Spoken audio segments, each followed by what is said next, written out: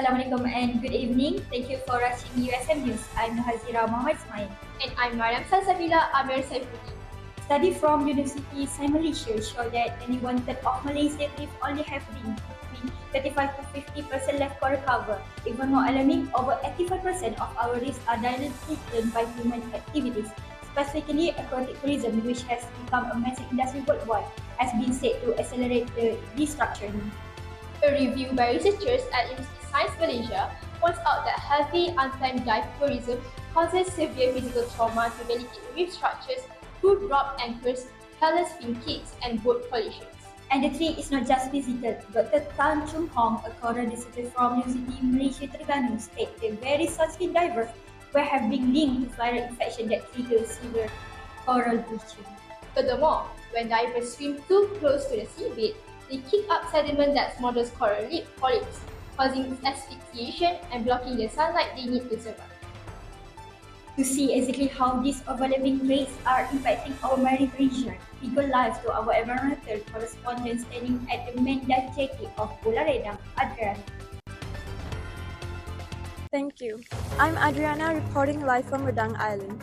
While snorkeling is the main attraction, there's a big conversation happening right now about whether we're actually exploiting the reef. We're talking specifically about chemical bleaching from our sunscreen and the physical damage caused when people accidentally step on the coral. I've got some people here with me. Just a quick question for you guys. Were you aware that things like the type of sunscreen you're wearing or where you step can actually cause the coral to bleach? And since the island is now limiting the number of people allowed in the water at once to stop the reef from getting overcrowded and stepped on, what's your take on that? Do you think it's a fair move? Yes, I was aware of that. As a snorkeler, I think small action like using reef-safe sunscreen and being careful not to step on corals are really important. Coral reefs are very fragile and even accidental contact can damage them or contribute to coral bleaching. Tourists should be more educated about protecting marine life while enjoying the ocean. Personally, I agree with the island limiting the number of people in the water at one time.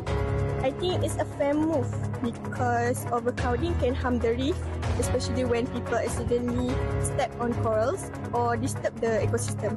Protecting the reef now is important so future generations can still enjoy its beauty. As a snorkeler, we should respect the rules and help preserve the marine environment. You ask for my opinion, I think it's ridiculous. I came over here to go snorkeling, but it got restricted because of coral bleaching. Are you guys seriously? Yes, of course. We need to save our coral. We need to save the ocean. But I think it's too late. This is already suffering right now. It's frustrating because this place was used to be very peaceful.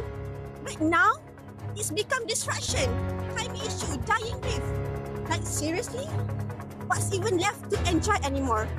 And the worst part is, no matter how many restrictions they make now, it probably won't change anything.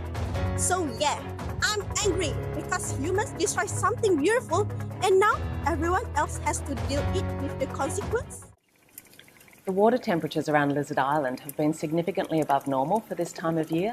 We know that global warming is increasing the temperature of our oceans and that's stressing the corals and causing them to turn white. Right now, the Great Barrier Reef is on a knife edge. If temperatures continue to climb over the next couple of weeks, we're worried that this bleaching could spread. However, if there are storms and rain, that could cool things down and avert the danger. There are two crucial things that the Australian government can do about the situation. One is to rapidly shift to renewable energy, and the other is to slash farm pollution to give the Great Barrier Reef the clean water it needs to recover from coral. I think I agree that coral bleaching definitely among the hottest cases in Malaysia. As a tour guide for more than 2 decades already, I've personally seen how much our coral reef has changed over the years. From January 2023 until March 2025, around 84% of coral reef worldwide were affected by coral bleaching. Back in 1998, only 21% of reef were affected during the first global bleaching event. But the number increased to 68% between 2014 and 2017. Scientists now describe the latest bleaching event as unprecedented because the damage more severe. In fact, I believe coral reefs are something we must preserve because they are very important for marine life. Save the corals. Who's gonna save my family? I have doing this job for 10 years and right now we are drowning.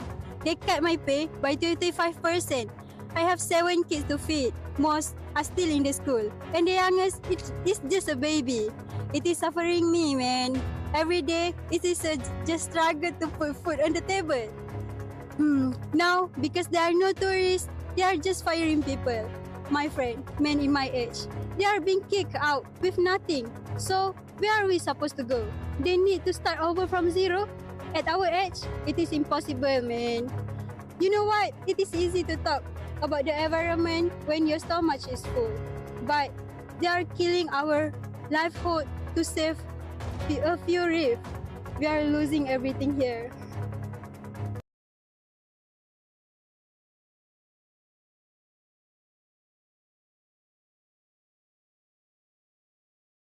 As the owner of the coral reef tourism spot, I agree that preventing coral bleaching is very important. First, it will help to protect the coral reef, making the area more beautiful and attract more tourists in the long term, which benefit my business. But, however, there are also some drawbacks from a business point of view.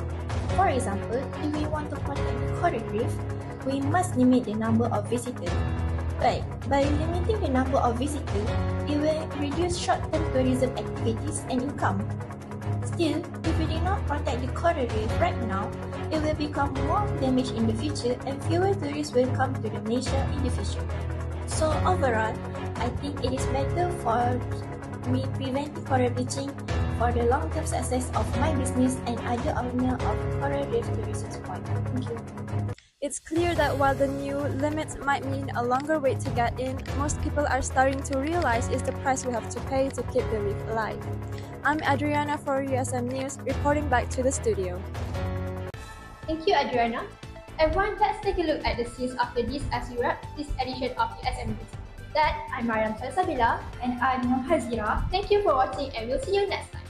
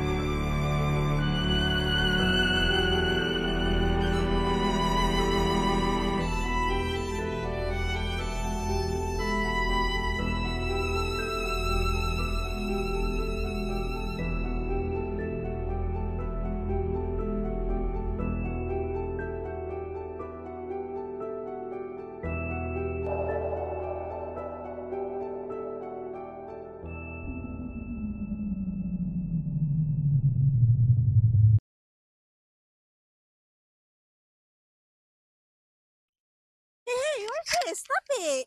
I don't know! No! Malaysia Terengganu state the very thirsty divers were have been linked to viral infection that trigger severe coral bleaching. Furthermore, when divers swim too close to the sea,